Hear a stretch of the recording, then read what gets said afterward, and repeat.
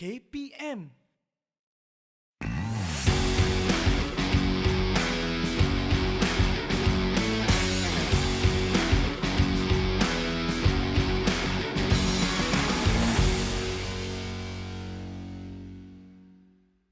Hai semua, Assalamualaikum warahmatullahi wabarakatuh dan salam sejahtera. Bertemu kembali dalam Diet dan Nutrisi.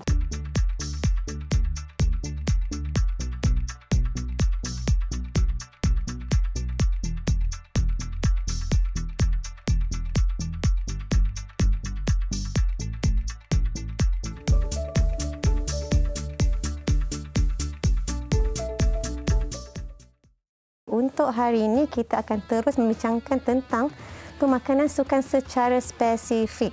Jadi untuk sukan hari ini adalah sukan olahraga, yang mana kita tahu sukan olahraga semestinya mempunyai beberapa jenis acara. Jadi acara yang akan kita fokuskan pada hari ini adalah larian jarak sederhana ataupun middle distance running. Larian jarak sederhana melibatkan satu event ataupun acara yang jaraknya perlu atlet fulfill adalah di antara 800 sehingga 5,000 meter. Jadi ini dikategorikan sebagai larian jarak sederhana. Dan untuk atlet, ia perlu ada speed ataupun kelajuan, ada kriteria endurance ataupun ketahanan dan juga menggunakan sistem tenaga aerobik dan juga anaerobik untuk memastikan sukan ini ataupun perform dalam sukan tersebut. Dan bagi atlet juga, kalau during dia punya semasa latihan, atlet akan ada pelbagai format latihan bergantung kepada strategi yang ingin dilakukan oleh coach. Dan kebiasaannya bagi sukan ini ataupun bagi acara ini, training session adalah lebih panjang ataupun dia mungkin boleh melibatkan 1 hingga 2 sesi latihan pada setiap hari dan boleh capai kepada 12 sesi dalam 1 minggu. Jadi atlet perlu ada tenaga yang mencukupi untuk pastikan dalam tempoh latihan mempunyai tenaga yang mencukupi pada setiap hari dan ada recovery ataupun pemulihan yang baik untuk memastikan atlet sentiasa bertenaga dalam setiap sesi latihan. Untuk acara pula, bagi satu-satu event, duration ataupun tempoh masa lebih kurang 10 sehingga 30 minit duration untuk satu-satu kejohanan ataupun satu-satu pertandingan yang akan disertai oleh atlet. Jadi itu adalah secara general untuk sukan olahraga, acara middle distance running ataupun larian jarak sederhana.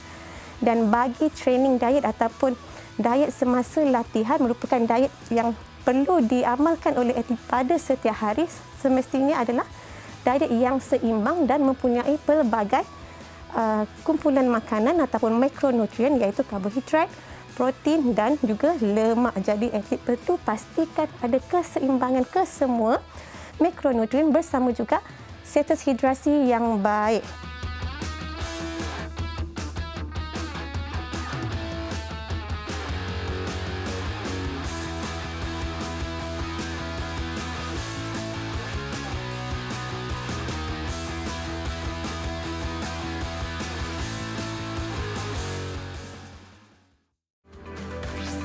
Didik TV KPM.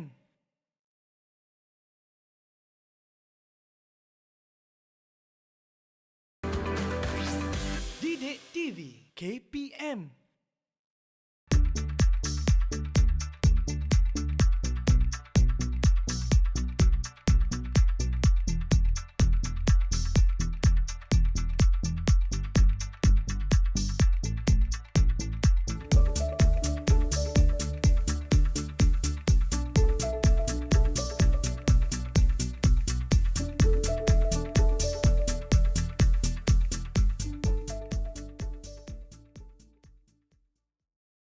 Bertemu kembali, seterusnya kita akan lihat sedikit ciri-ciri fizikal bagi middle distance runners.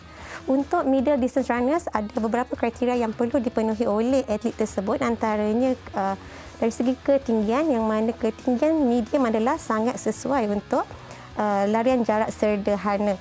Dan kemudian kita akan lihat kepada lean body composition, yang mana untuk acara ini kita tekankan atlet ini supaya mempunyai otot yang tinggi dan juga jisim lemak yang lebih rendah. Jadi power to weight ratio dia akan lebih tinggi dan membantu untuk meningkatkan speed bagi acara ini. Seterusnya kita akan lihat pula bagaimana ataupun apakah pemakanan yang sesuai secara spesifik semasa latihan bagi atlet yang menceburi larian jarak sederhana. Kita akan tengok kepada yang pertama iaitu karbohidrat, di mana karbohidrat difahami adalah sumber tenaga yang paling utama.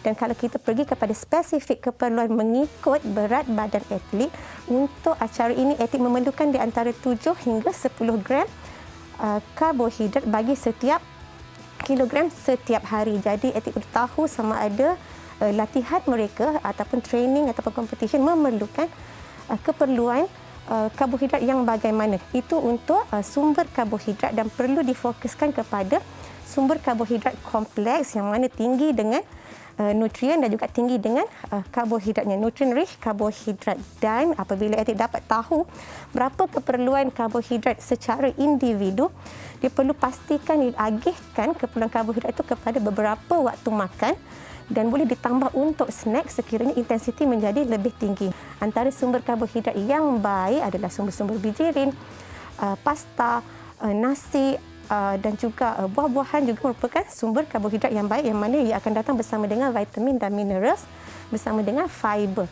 Kalau bercakap tentang protein pula, iaitu makronutrien yang kedua, atlet ini memerlukan protein di antara 1.5 hingga 1.7 gram bagi setiap kilogram berat badan. Kalau kita perasan dia agak tinggi berbanding dengan orang biasa, yang mana orang biasa hanya memerlukan di antara 0.8 hingga 1 gram bagi setiap kg. Apakah antara sumber-sumber protein?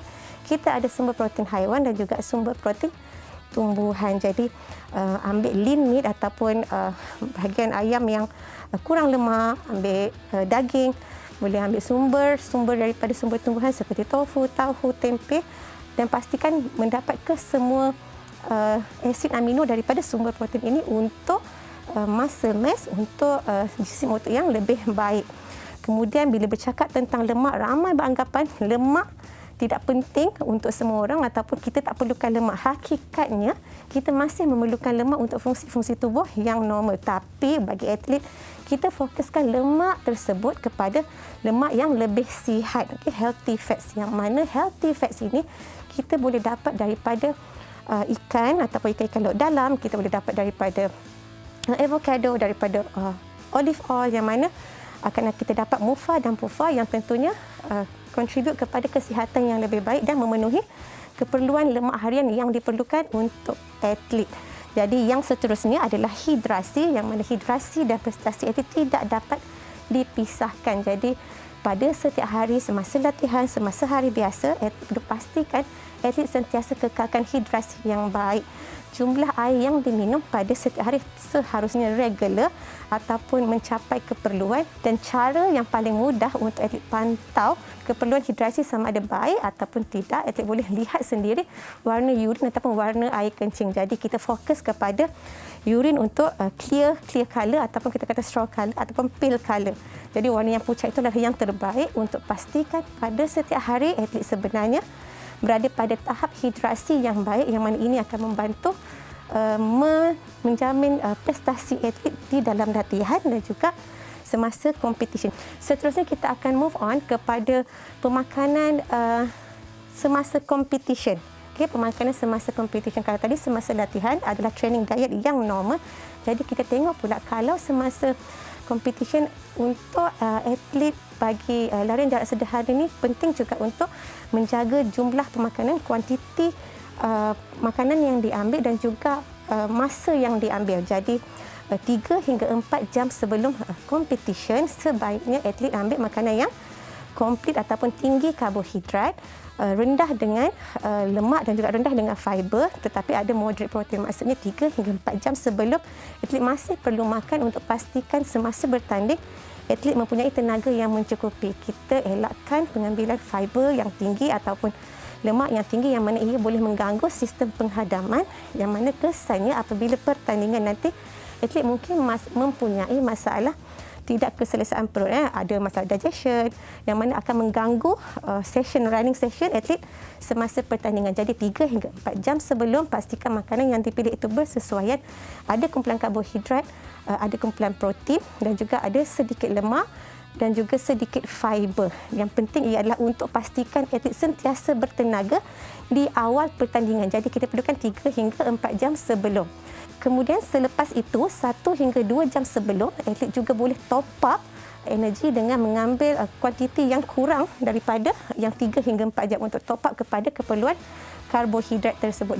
Jadi penting untuk atlet pastikan makanan yang sesuai, roti dalam 1 hingga 2 keping, yogurt bersama buah-buahan antara pilihan makanan yang boleh diambil 1 hingga 2 jam, yang mana kita pastikan makanan tersebut tidak mengganggu sistem pencernaan. Jadi daripada 3 hingga 4 jam, 1 hingga 2 jam, pastikan makanan yang diambil adalah makanan-makanan yang biasa diambil pada setiap hari. Bukan pada competition sahaja baru atlet ambil makanan tersebut. Dan pastikan juga pengambilan air yang mencukupi 4 hingga 600 ml daripada awal, kemudian semasa 1 hingga 2 jam. Kalau kata 1 hingga 2 jam tak mampu nak makan makanan yang solid, makanan yang pejal untuk top up kepada keperluan karbohidrat, maka atlet boleh pilih makanan yang jenis liquid ataupun cecair, smoothies ataupun jus campur dengan susu, milkshake untuk top up kepada keperluan tenaga semasa pertandingan. Itu antara guidelines untuk pertandingan bagi middle distance runner. Dan perlu diingatkan juga, kalau untuk middle distance runner, mungkin tempoh perlawanannya adalah singkat, di antara 15 hingga 30 minit untuk satu-satu acara, sebab ia melibatkan jarak di antara 800 meter sehingga 5,000 meter. Jadi sebenarnya sebelum atlet nak mencapai kepada tahap itu, mungkin akan terdapat beberapa saringan. Jadi ini juga penting. Jadi on a race day mungkin ada beberapa saringan dan atlet juga perlu pastikan dia ada tenaga yang mencukupi bagi setiap saringan sebelum pergi ke akhir. Jadi strateginya kena ada apabila competition, apabila ada banyak saringan, kena pastikan bagi setiap saringan ada sumber tenaga yang mencukupi daripada karbohidrat untuk membolehkan atlet mencapai prestasi yang terbaik. Jadi sediakan snack yang sesuai untuk dimakan pada sebelum setiap saringan, sebelum sampai ke akhir untuk hari competition. Jadi hari competition menjadi sangat penting untuk mereka pastikan pengambilan karbohidrat yang mencukupi, pengambilan tenaga yang mencukupi dan juga pengambilan snack yang sesuai, dan ada ruang untuk makan di antara saringan sebelum sampai ke peringkat akhir. Jadi yang seterusnya nanti kita akan tengok sedikit isu yang dialami oleh middle distance runner dalam competition mereka. Jumpa selepas ini. Didik TV KPM.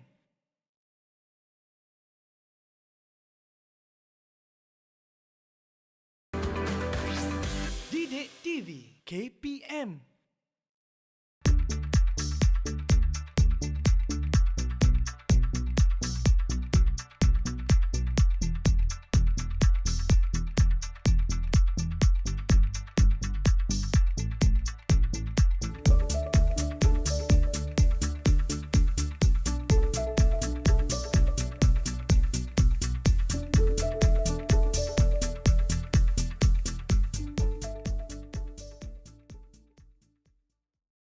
Jom semua seterusnya kita lihat pula recovery nutrition ataupun pemulihan selepas competition ataupun selepas latihan.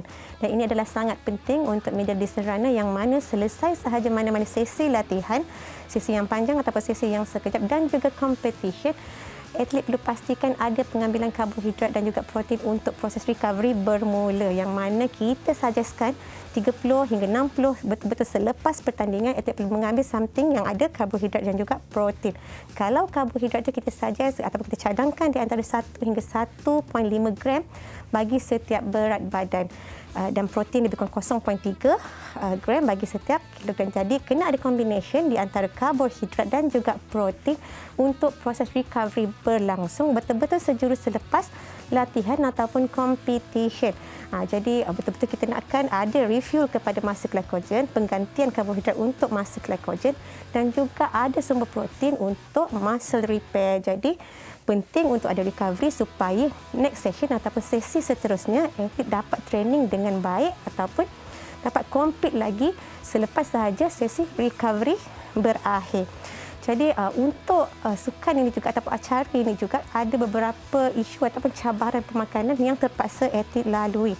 Di antaranya apabila melibatkan travelling, yang mana kita tahu atlet dan travelling tidak dapat dipisahkan, dan travelling itu sendiri yang pertama akan mengganggu gugat cara ataupun corak pemakanan atlet itu sendiri, yang mana dalam tempoh travelling bergantung kepada tempoh perjalanan. Kalau perjalanan itu sekejap mungkin tidak mengganggu pengambilan makanan, tetapi sekiranya travelling itu dalam satu jangka masa yang panjang, atlet perlu bijak untuk ada pelan makanan dan pilih makanan yang sesuai untuk tempoh perjalanan yang panjang, dan sebaiknya stick kepada waktu makan yang masih sama pada setiap hari event walaupun masih dalam perjalanan. Yang seterusnya, elakkan rasa stres, anxiety, resah. Kena kawal perasaan-perasaan tersebut kerana dibimbangi disebabkan stres ataupun anxiety tersebut, pengambilan makanan menjadi semakin kurang.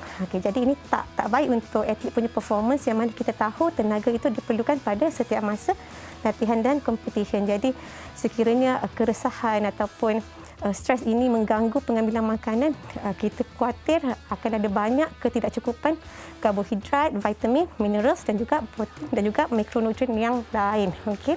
Yang seterusnya, masa competition itu sendiri. Bila travel, atlet kena alert dengan masa competition ataupun masa pertandingan. Yang mana kalau competition di awal pagi, dah tentu corak pemakanannya akan berbeza, yang mana atlet perlu makan lebih awal, bangun dan makan lebih awal untuk first race.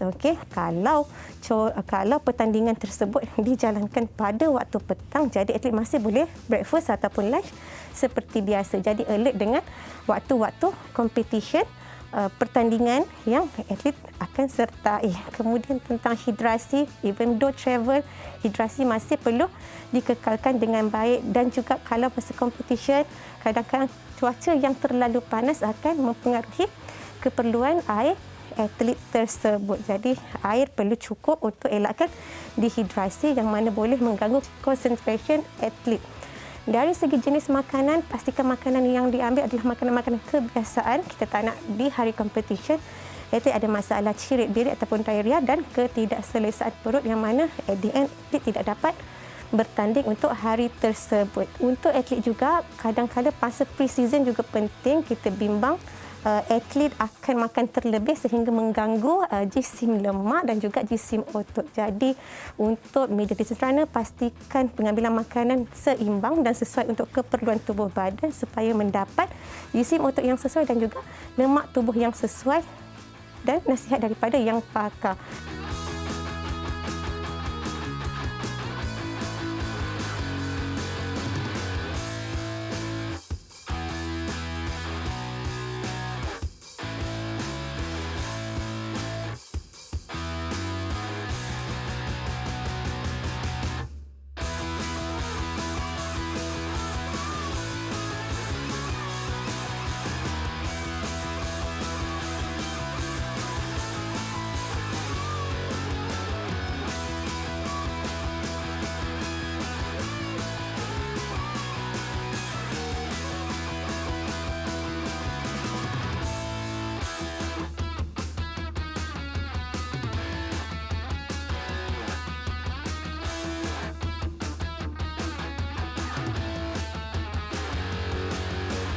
Sekian saja pemakanan spesifik bagi sukan olahraga event larian jarak sederhana untuk hari ini. Jumpa lagi dalam Diet dan Nutrisi bersama saya, Dietitian Noral.